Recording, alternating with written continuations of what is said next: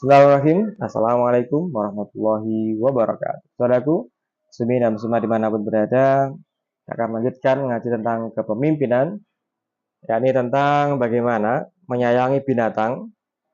Ini menjadi penyebab seorang yang banyak dosa menjadi orang yang ahli surga, menjadi berhak untuk mendapatkan keberkahan ampunan Allah Subhanahu wa taala.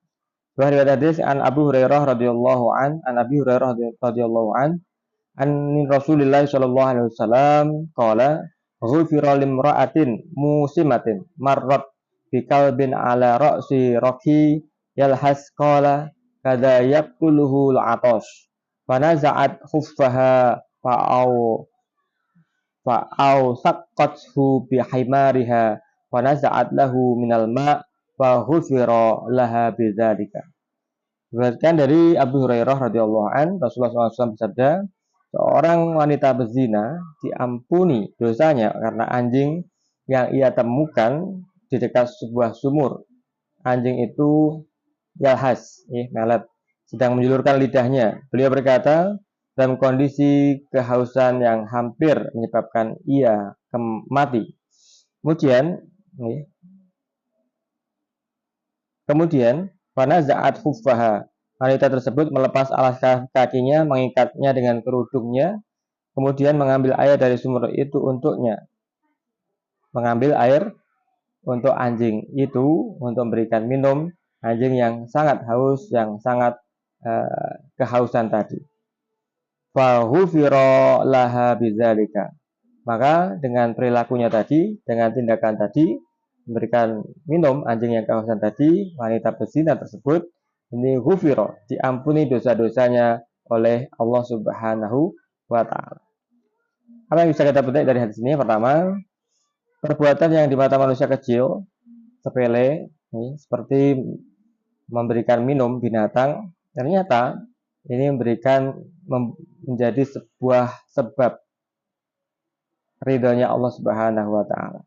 Menyayangi binatang menjadi sebab ridhonya Allah Subhanahu wa taala. Menyayangi alam, lingkungan sekitar kita menjadi sebab ridhonya Allah Subhanahu wa taala. Tidak buang sampah sembarang tempat, tidak membuat polusi udara, tidak membuat gaduh, membuat satu suasana yang onar dan sebagainya. Ini menjadi sebab ridhonya Allah Subhanahu wa taala.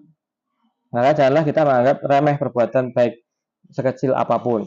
Jadi kita tidak boleh meremehkan perbuatan baik sekecil apapun perbuatan itu. Yang kedua, anjuran bagi kita sekalian untuk menyayangi hewan dan makhluk hidup lainnya. Hewan itu makhluk.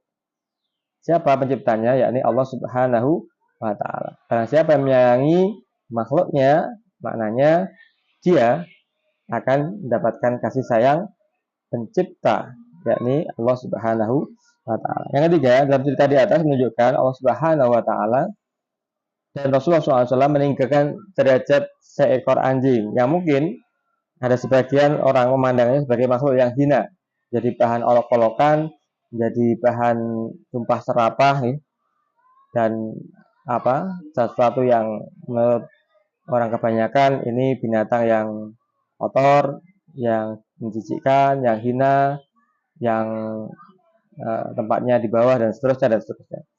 Sehingga anjing ini yang tadi menurut pandangan awam itu seperti itu bisa menjadi sebab mendapatkan ampunan Allah Subhanahu wa taala. Dalam tolong menolong, maka ada istilah tidak pandang bulu. Islam mengajarkan apabila seorang menolong siapapun makhluknya yang lain, hal inilah menjadi sebab Islam ini disebut sebagai rahmatan lil alam, jadi rahmat bagi seluruh alam. Jadi menolong itu tidak terbatas pada satu makhluk yang sama, yakni manusia saja, sesama manusia saja, tapi juga kepada binatang, kepada makhluk hidup yang lain, kepada tumbuhan, kepada seluruh isi alam makhluknya Allah Subhanahu wa taala. Kita dianjurkan untuk tolong menolong, untuk bantu membantu, untuk tidak saling menyakiti, untuk saling menghargai, untuk hidup berdampingan dalam kedamaian. Amin ya rabbal alamin.